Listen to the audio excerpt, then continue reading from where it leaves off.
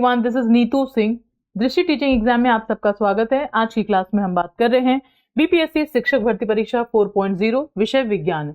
विज्ञान के अंदर में एक बहुत इंपॉर्टेंट टॉपिक है जो आज मैं आप सबके साथ डिस्कस करना चाहती हूँ। टॉपिक का नाम है फ्रिक्शन यानी घर्षण। तो जरा चलते हैं, जरा टॉपिक की तरफ चलेंगे। ये देखिएगा आप, फ्रिक्शन नाम तो सुना ही होगा आपने, और कहीं ना कहीं रियल लाइफ में इसको देखा भी होगा, इनकेस फील किया होगा और नाम सुना है इसका। तो चलते जरा इसके बारे में हम डिटेल में बात करेंगे। सबसे पहली चीज, अगर मैं आपसे पूछना चाहूं कि क्रिकेट तो मैक्सिमम लोगों को पसंद खैर होता ही होता है। अगर आपने देखा हो कि एक जो क्रिकेटर है या जो क्रिकेट खेल रहा है, अगर बैट से बॉल को मारता है, बॉल उछल के जाती है, कुछ टाइम बाद जैसे ही जमीन पर आती है, धीरे धीरे अगर देखा होगा तो एक समय के साथ आकर वो रुक जाती है। क्या लगता है इसके पीछे क्या रीजन होगा?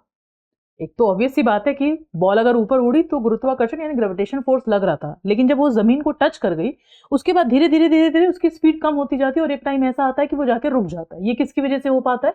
ये सेम घर्षण की वजह से हो पाता है या फ्रिक्शन की वजह से हो पाता है। करेक्ट है। तो अगर आपसे पूछा जाए कि जो फ्रिक्शन फोर्स है या फिर जो घर्षण बल है वो क्या है, आइडियली अगर देखोगे आप तो कोई दो सरफेस ऐसा हो कि जो आपस में कहीं ना कहीं जुड़े हुए हों या कॉन्टैक्ट में हो, इसी वजह से इसको हम संपर्क बल भी बोलते हैं।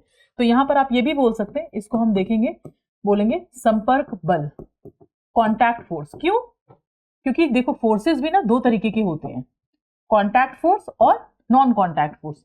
ये तभी आपका एक्टिव होगा जब एक तरीके से दो ऑब्जेक्ट जो ऐसे हैं जो एक दूसरे से कॉन्टैक्ट में यानी संपर्क में, तो वह बल जो कि दो वस्तुओं के कहीं ना कहीं संपर्क तल पर लगता है और गति का विरोध करता है, उसी बल को हम क्या बोलते हैं? घर्षण बल बोलते हैं। करेक्ट है, ये वाला पॉइंट समझ में आ गया। ठीक है। अब अगर मैं आपसे पूछूं कि ये जो फ्रिक्शन फोर्स है ये अच्छा है या खराब है, एडवांटेजेस और डिसएडवांटेजेस के बारे में अगर मैं आपसे पूछूं तो आपका जवाब क्या होगा? आपको लगेगा मैम फ्रिक्शन तो खराब ही होता है, कुछ बच्चे बोलेंगे मैम थोड़ा हो सकता है कि अच्छा भी होता हो। तो चलते जरा इस सवाल का जो जवाब है जरा वो ढूंढते हैं। जैसे अगर आपसे पूछा जाए कि जो विज्ञान है वो वरदान है या अभिशाप, कई बार ऐसे भी लिखने के लिए आता है। तो विज्ञान वरदान भी है और अभिशाप भी है, डिपेंड करता है कि आप उसको यूज कैसे करते हैं। करेक्ट है।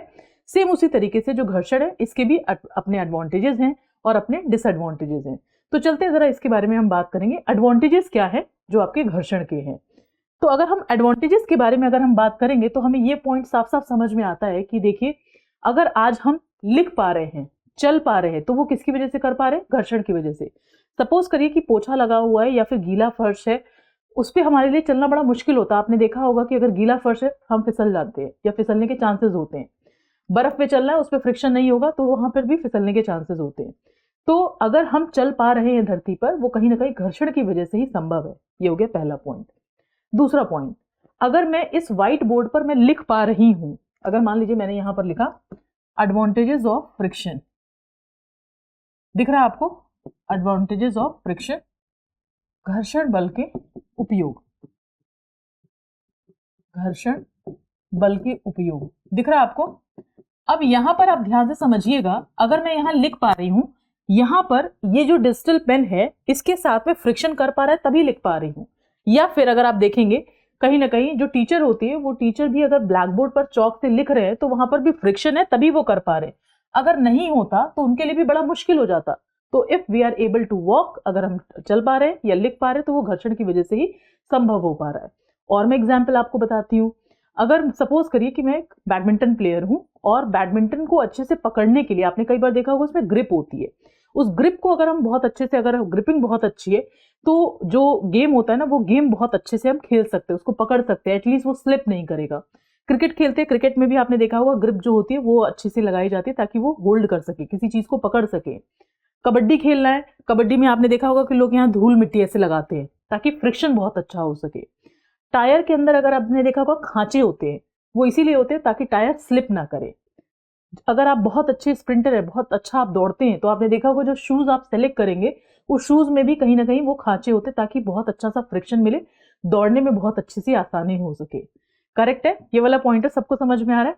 तो ये है आपके एडवांटेजेस कहीं ना कहीं घर्षण के, या फिर घर्षण के उपयोग कह सकते हैं, एडवांटेजेस कह सकते हैं।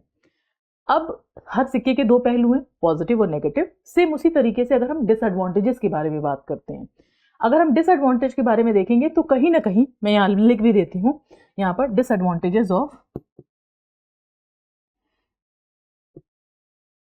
डिसएडवांटेजेस ऑफ फ्रिक्शन, यानी कि भैया इससे भी घर्षण से कोई ना कोई हानि हो तो रही होगी, घर्षण से हानि, ठीक। अच्छा, तो घर्षण के नुकसान क्या है, आपने कभी नोटिस किया हो, अगर छोटे बच्चे को जब शूज दिलाए जाते हैं, सपोज करिए बच्चा क्लास 3rd में है, तो उसको मम्मी बोलती है बेटा देखो ऐसा है, ये जो शूज है क्लास 3rd में दिला दिया है, कोशिश करना क्लास 4th में भी चल जाए। बच्चा क्या करेगा, 6 महीने तक के अंदर में अगर आप देखोगे तो इतना यूज कर लेगा वो कि कहीं ना कहीं उसके जो जूते के सोल होते हैं जनरली वो क्या होते हैं, घिस जाते हैं। करेक्ट, यही हो रहा होता है। फिर दूसरा, बेटा स्कूल के जो बैग है ना, ये आपको इस साल तो हम दिला रहे हैं, अगले साल के लिए भी आपको इसको कोशिश करना यूज कर लेना।